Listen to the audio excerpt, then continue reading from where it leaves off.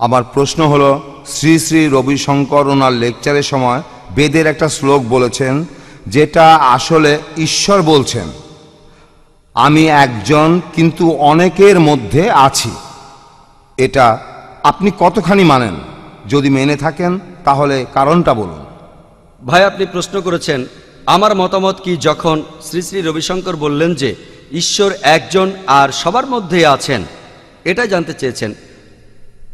ওনার কথা যা শুনেছি সেটা যদি বুঝতে পারি, পবিত্র কুরআনে সূরা হিজরের 29 নম্বর আয়াতে আছে, এছাড়াও সূরা সাজদার 9 নম্বর আয়াতে আছে, আল্লাহ সুবহানাহু ওয়া তাআলা রূহ এবং তার জ্ঞান দিয়েছেন মানুষ জাতিকে। তাই সর্বশক্তিমান ঈশ্বরের জ্ঞান মানব জাতির সবার মধ্যে আছে। এখন যদি মেলান, বিরোধ বাদ দিয়ে সাদৃশ্যগুলো দেখেন, বেদ আর কোরআনের সাদৃশ্য। কোরআন বলছে যে আল্লাহ সুবহানাহু ওয়া তাআলা সৃষ্টিকর্তা, তার জ্ঞান দিয়েছেন। এর মানে এই নয় যে সবকিছু ঈশ্বর, এর মানে প্রত্যেক মানুষের মধ্যে সর্বশক্তিমান ঈশ্বরের জ্ঞান আছে। মানেন বা না মানেন সেটা আলাদা কথা, তবে সর্বশক্তিমান ঈশ্বরের একজন সৃষ্টিকর্তার জ্ঞান সবার মধ্যে আছে। আশা করি উত্তরটা পেয়েছেন। পরের প্রশ্ন শ্রী শ্রী রবিশঙ্করের কাছে।